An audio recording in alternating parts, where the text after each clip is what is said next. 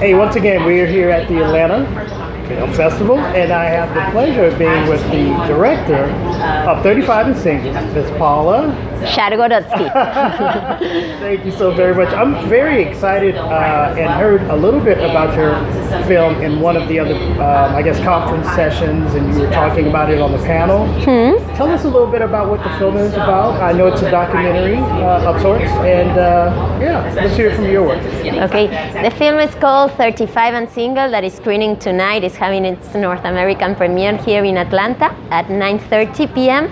And I used to film everything all around me, since I was a little, I was always with a camera, and I kept all those tapes for no reason. They were kind of a personal diary. At one point, during one night, I fall asleep, and it was the wedding of the last of my friends that was still single. So at that moment, I was the last single one. I didn't go to that marriage, and I realized something was not so going well in my life, and I was happy with my life, but there are some moments like that, like for example, Christmas, New Year, or like one birthday, things like that, when you think like, oh, what's going on? Like everyone is going this way and I'm doing like this.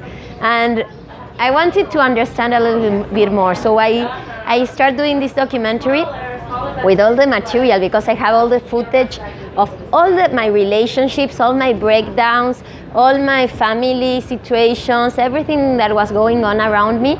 So I go back to see each one of my ex-boyfriends to try and understand why I'm still 35 and single. And this journey takes place over the time period of what?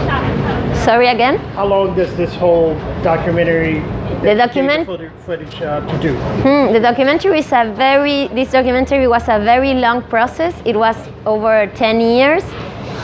It started in 2005, but then, coming and going. In the middle, I was working also as assistant director, and the making of the film, and the difficulties of doing the film, and the difficulties of finishing the film, it's also inside of the film itself. Was this your first project? This is, yes and no, more or less. Yes, the first. Yes, it went to a lot of pitchings, work in progress, different festivals. One of those was it got the fund of Tribeca Film Institute, and there I met the people of the New York Times, and they asked me to do it was always a feature film, but at that point they asked me to do a short film based on the same subject, with the same story, the same character, everything. So I made the short piece. It turned out to be in the New York Times, and it was crazy because it went viral all over the world. People were writing and sending Twitters, like it had millions and millions of views. People from Afghanistan, people from, I cannot tell you what happened. It was incredible. Suddenly I took a plane to Germany. I arrived and people knew me, I'm a documentary filmmaker.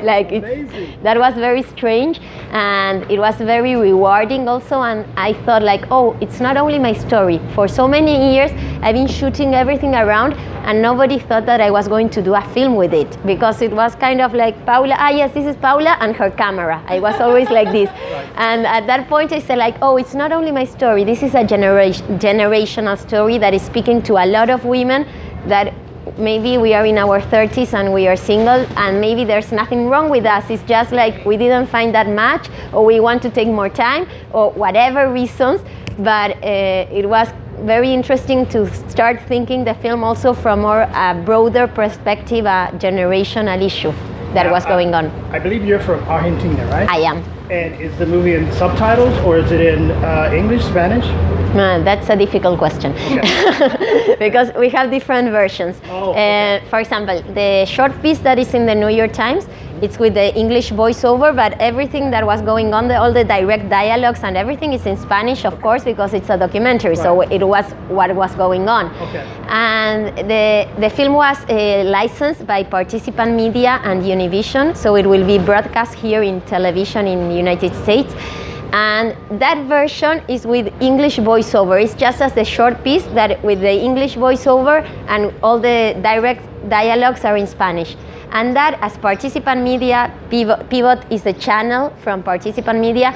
They are doing the special presentation here in the Atlanta Film Festival. So we brought their version. So the version that you will see here is with English voiceover and Spanish dialogues, but the original version and the one that is going in the rest of the world is in Spanish and with English subtitles. I can't wait to see it. Thank you so very much. Thank you so much. All right.